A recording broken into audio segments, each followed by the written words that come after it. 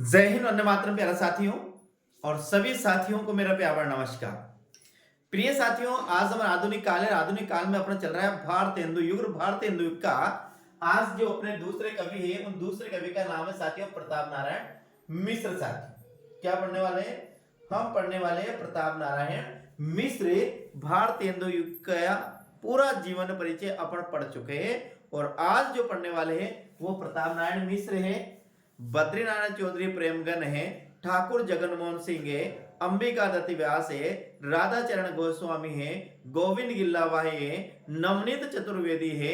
इन सबके बारे में साथियों आज की क्लास में पढ़ने वाले हैं। तो एक बार पुणे में आप सभी साथियों का स्वागत करता हूं आज क्लास में। और साथियों चैनल पर पहली बार तो चैनल को जरूर सब्सक्राइब करिएगा, साथ साथ बेल आइकन दबाकर ऑल पर प्रेस करिएगा। ठीक है, शुरू करते हैं। तो हम बात कर रहे हैं प्रताप नारायण मिश्र।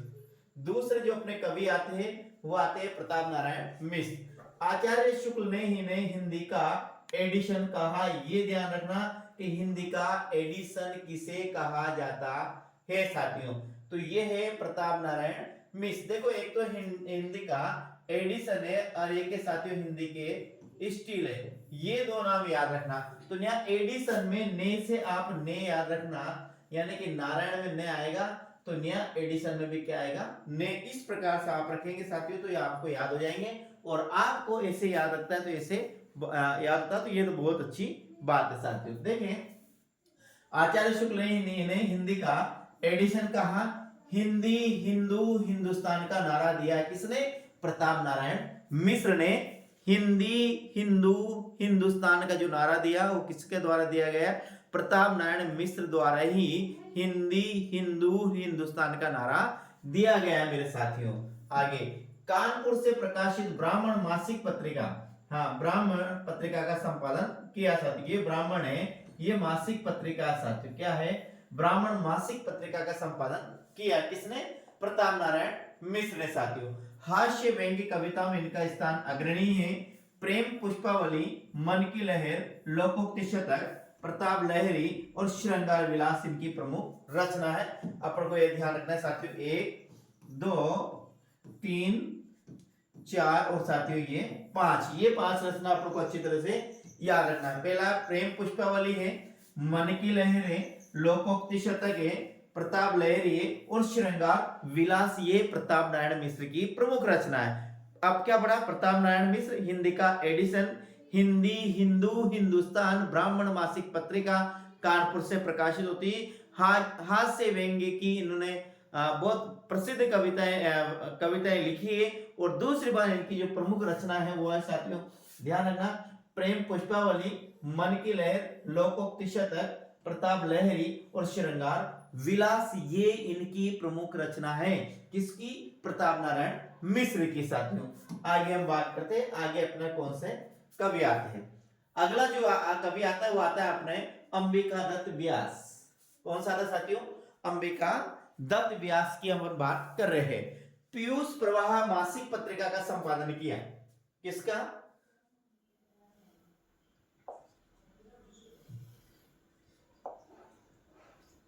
पीयूष प्रवाह मासिक पत्रिका का संपादन किया। बिहारी विहार रचना कवि बिहार से संबंधित रचना है।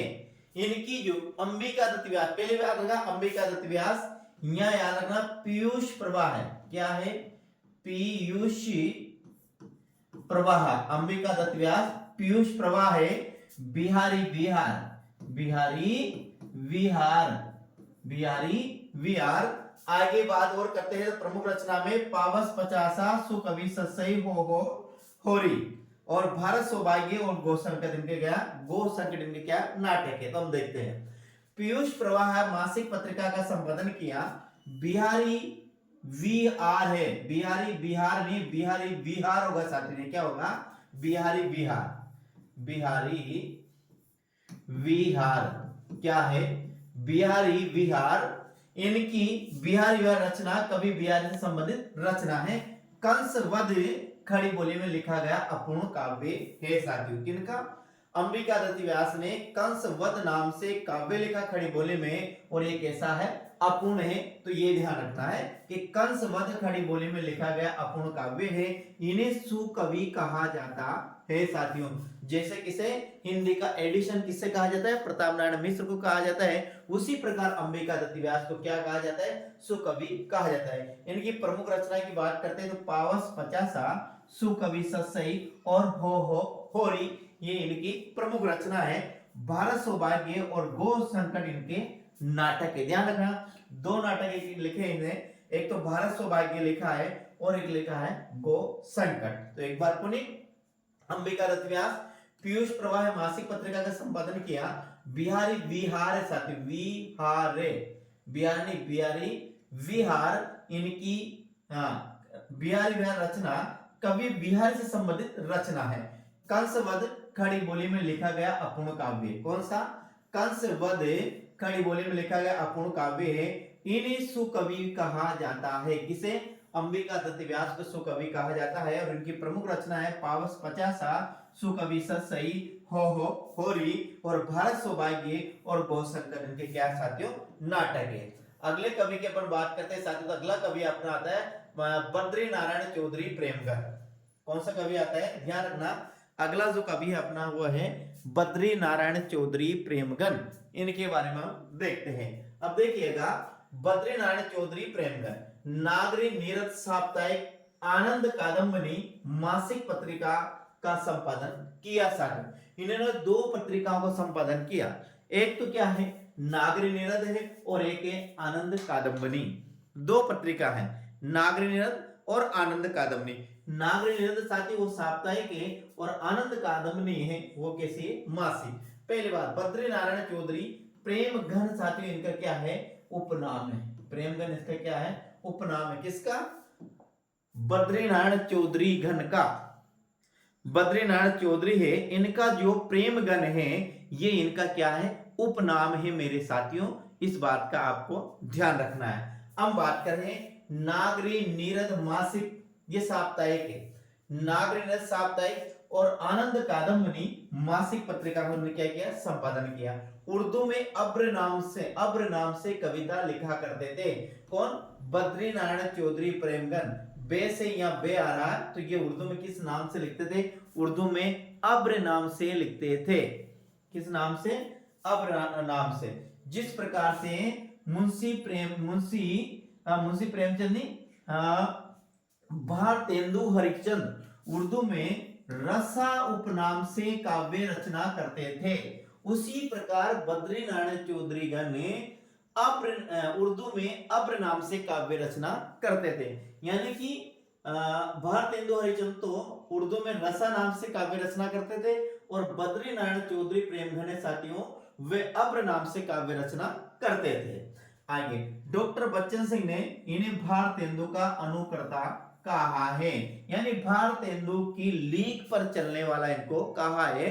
जिस प्रकार भारतेंदु ने काव्य रचना की और काव्य रचनाओं में जिनको स्थान दिया है, काव्य रचना में जिनको अपने काव्य रचना में जिनको स्थान दिया है, स्थान देने का मतलब है जिनका वर्णन किया है, उसी तरह का वर्णन भी किसने, बद्री नारायण चौधरी प्रेमगन ने किया है। इसीलिए तो डॉक्टर बच्चन सिंह ने इन्हें भारतेंदु का क्या कहा, अनुकर्ता कहा है। यानी कि भारतेंदु का अनुकरण करने वाले हैं कौन, बद्री नारायण चौधरी प्रेमगन। आगे, ये विशेष अवसरों पर भी कविता लिखा करते थे। डॉक्टर बच्चन सिंह ने स्वच्छंदवाद का आरंभकर्ता माना है, ये भी याद रखना। डॉक्टर बच्चन सिंह ने स्वच्छंदवाद का आरंभकर्ता किसे माना है, तो बद्री नारायण चौधरी प्रेमगन को डॉक्टर बच्चन सिंह ने स्वच्छंदवाद का आरंभकर्ता माना है। और उर्दू में ये अब्र नाम से लिखते थे और नागरी साप्ताहिक और आनंद कादम्बनी मासिक पत्रिकाओं का संपादन किया और डॉक्टर बच्चन सिंह ने इन्हें भारतेंदु का अनुकर्ता कहा, ये भी अपन को याद रखना। आगे अपन बात करते हैं, इनकी प्रमुख रचना है जीर्ण जनपद है, आर्थिक हर्षादर्श है, मयंक महिमा, आनंद अरुणोदय क्या है, आनंद अरुणोदय है, वर्षा बिंदु है और पितर विलाप, ये इनकी प्रमुख रचना है। किसकी साथियों, बद्री नारायण चौधरी प्रेमगन की ये प्रमुख रचना है। कौन कौन सी है, जीर्ण जनपद है, आर्थिक हर्षादर्श है, मयंक महिमा है, आनंद अरुणोदय है, वर्षा बिंदु है और पितर विलाप है। ये इनकी प्रमुख रचना है। किसकी? बद्रीनारायण चौधरी प्रेमगन की प्रमुख रचना है सारी। एक बार बद्रीनाथ चौधरी प्रेमगन है, इन्होंने एक तो आनंद कादम्बरी, नागरी निरद और एक आनंद का नागरी निरद है वो क्या है साप्ताहिक है, और आनंद कादम्बरी साथियों वो क्या है मासिक। इन दोनों पत्रिका इनके द्वारा संपादन किया गया है। और उर्दू में किस नाम से लिखते थे? अब्र नाम से लिखते थे। और डॉक्टर बच्चन सिंह ने इन्हें भारतीय को क्या माना है? अनुकर्ता माना है, और इन्हें स्वच्छंदवाद का क्या माना है? आरंभकर्ता माना है। ये अपन को ध्यान में रखना है। साथ ही साथ इनकी प्रमुख रचना की बात करते हैं तो एक तो जीर्ण जनपद है, एक हार्दिक हर्षादर्श है, एक मयंक महिमा है, एक आनंद अरुणोदय है, एक वर्षा बिंदु और पितर विलाप। ये इनकी प्रमुख रचना है साथियों। अगला जो कवि है अपने पास, यहाँ एक और कवि पढ़ते हैं, ठाकुर जगनमोहन सिंह साथी। आज एक और कवि पढ़ेंगे ठाकुर जगनमोहन सिंह। तो ध्यान रखना, ये मध्य प्रदेश की विजय राघवगढ़ रियासत के कौन थे? राजकुमार थे। ठाकुर जगमोहन सिंह, जिन्हें जगन मोहन सिंह भी कहा जाता है। ये मध्य प्रदेश में एक राजगढ़ है साथियों। राजगढ़ जिला में एक पड़ता है राघवगढ़। इस राघवगढ़ रियासत के ये कौन थे? राजकुमार थे। डॉक्टर बच्चन सिंह ने इन्हें घनानंद की परंपरा का कवि माना है। ध्यान रखना है क्या आएगा? डॉक्टर बच्चन सिंह ने इन्हें लिखना, इन्हें घनानंद की परंपरा का कवि माना है। डॉक्टर बच्चन सिंह ने इन्हें घनानंद की परंपरा का कवि माना है। अब घनानंद की परंपरा कवि, जिस प्रकार घनानंद के संपूर्ण काव्य में वियोग श्रृंगार की प्रधानता है, तो इसका मतलब है वह स्वच्छंदवाद के प्रवर्तक माने जाते हैं। कौन? घनानंद साथियों। और घनानंद ने अपने मन के विचारों को, मन की पीड़ाओं को स्वतंत्र रूप से अभिव्यक्त किया है। किसी भी लोभ लालच में या किसी असरपी या किसी राजा की वाहवाही के लिए उन्होंने काव्य रचना नहीं लिया। अपने मन के भावों को स्वतंत्र रूप से उन्होंने अभिव्यक्त किया है घनानंद ने। उसी प्रकार से साथियों ठाकुर जगनमोहन सिंह ने भी अपने भावों को, अपने मन के भावों को स्वतंत्र रूप से अभिव्यक्त किया है। इसीलिए तो डॉक्टर बच्चन सिंह ने इनको घनानंद की परंपरा का कवि माना है साथियों। इस बात का ध्यान रखना। आगे, अपनी प्रियसी श्यामा के वीर्य में अनेक कृतियों की रचना किया। तो ध्यान रखना, घनानंद की प्रियसी का नाम था, कौन था साथियों? सुजान था। और घनानंद ने अपना जो काव्य लिखा, संपूर्ण काव्य सुजान को संबोधित करते हुए लिखा है साथियों। यहाँ पर घनानंद सुजान को क्या माना है? हाँ, सुजान को प्रतीक रूप में कृष्ण का रूप दिया है, कृष्ण का रूप दिया है। यानी कि ऋतिकाल के कवि है। ऋतिकाल के कवि साथियों लौकिक प्रेम के माध्यम से अलौकिक प्रेम को प्राप्त करना चाहते थे। यानी कि लौकिक प्रेम के माध्यम से अलौकिक का वर्णन किया और वो परमात्मा को प्राप्त करना चाहते थे। सुजान कहते हैं लौकिक है, और सुजान का प्रतीक रूप में भगवान श्री कृष्ण की इन्होंने आराधना की है, ऐसा कहा जाता है साथियों, लेकिन ऐसा नहीं है। आगे हम बात करते हैं। तो ठाकुर जगनमोहन सिंह की जो प्रियसी का नाम है वो साथियों उसका नाम है श्यामा। और श्यामा के वीर्य में ही कृतियों की रचना की। अब देखिए कैसे नाम आता है। प्रेम संपत्ति लता आती है, श्यामा लता आती है, श्यामा सरोजनी आती है और देवयानी आती है। ये इनकी प्रमुख 4 रचना मिलती है साथियों। किसकी? ठाकुर जगनमोहन सिंह की। एक प्रेम संपत्ति लता, श्यामा लता, श्यामा सरोजनी और देवयानी। क्या क्या मिलता है? प्रेम संपत्ति लता मिलता है, श्यामा लता मिलता है, श्यामा सरोजनी मिलता है और देवयानी साथियों इनकी प्रमुख रचना मिलती है साथियों। पहला है प्रेम संपत्ति लता, श्यामा लता, श्यामा सरोजनी और देवयानी। ये इनकी प्रमुख रचना है किसकी? ठाकुर जगनमोहन सिंह की साथियों। तो ये अपन ने पढ़ी। आज कितने? 4 कवि पढ़े हैं। पहला कवि पढ़ा अपन ने प्रताप नारायण मिश्र पढ़ा है। फिर प्रताप नारायण मिश्र के बाद कौन सा पढ़ा है साथियों? प्रताप नारायण मिश्र के बाद अपन ने ठाकुर जगनमोहन सिंह भी पढ़ा है, अपन ने अंबिका दत्त व्यास भी पढ़ा है, बद्रीनाथ चौधरी प्रेमगन भी पढ़ा है। ये अपन ने पढ़े साथियों। एक तो पढ़ा अपने प्रताप नारायण मिश्र पढ़ा, प्रताप नारायण मिश्र के अंबिका दत्त व्यास पढ़ा, अंबिका दत्त व्यास के बाद अपना पढ़ा बद्रीनाथ चौधरी प्रेमगन पढ़ा है, और फिर पढ़ा है मेरे साथियों ठाकुर जगनमोहन सिंह। साथियों ये 5 कवि पढ़े हैं अपने इसमें भारतेंदु युग में। यदि बात करते हैं तो अपने 3 से 4 और कवि पढ़े साथियों, जो पढ़ेंगे हम अगली क्लास में। तो आज की जो क्लास है मेरे साथियों इसको यहीं पर समाप्त करते हैं और कल अगली क्लास को पुणे यानी कल अपना जो है भारतेंदु युग है वह पूर्ण तरह से समाप्त होने वाला है साथियों। तो उम्मीद करता हूं मेरे साथियों को आपको क्लास अच्छी लगी होगी, मुझे कमेंट के माध्यम से जरूर बता के जाइए।